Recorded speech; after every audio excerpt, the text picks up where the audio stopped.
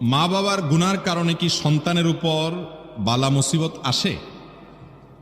মা বাবা যদি কোনো পাপ করে, কোনো অপরাধ করে, কোনো অন্যায় করে, যত খারাপ কাজই হোক না কেন, এর জন্য সন্তানের উপরে কোনো দায় দায়িত্ব, বিশেষ করে ওই পাপের প্রায়শ্চিত্ত শাস্তি সন্তানকে কখনো ভোগ করতে হয় না, হবে না।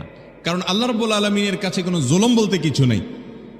আল্লাহ তাআলা কোরআনে কারীমে বলেছেন, ওয়া আল্লা তাজিরু ওয়াজিরাতুন ভিজরা উখরা, দুনিয়ার কোনো কেউ একজন আরেকজনের পাপের বোঝা বহন করবে না।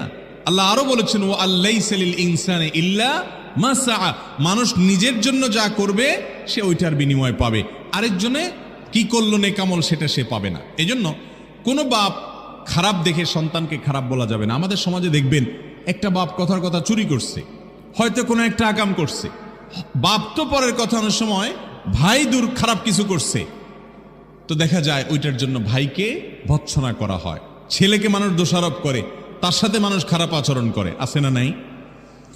বাপের দোষে কখনো সন্তান দোষী হয় না, আবার সন্তানের দোষেও কখনো বাপ দোষী হয় না। যার যার দোষ তাকে পাবে। এই জন্য একজনের দোষের কারণে আরেকজনকে লজ্জা দেওয়া, আরেকজনের প্রতি অবিচার করা, জুলুম করা, কোণঠাসা করা, সামাজিকভাবে তাকে হেয় প্রতিপন্ন করা, এগুলো গুনাহের কথা।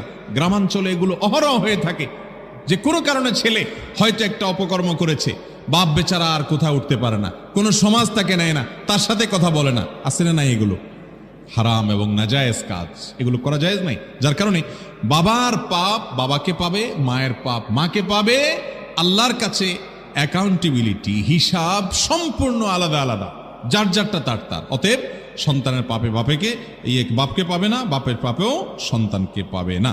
তবে হ্যাঁ, কিছু কিছু কর্মফল আছে। বাপ যেরকম খারাপ যদি পথে ছেলেকে পরিচালিত করে তো তার ফল খারাপ হয়, সেটা ভিন্ন বিষয়, কিন্তু পাপের যে শাস্তি সেটা কখনো একজন আরেকজনেরটা পাবে না।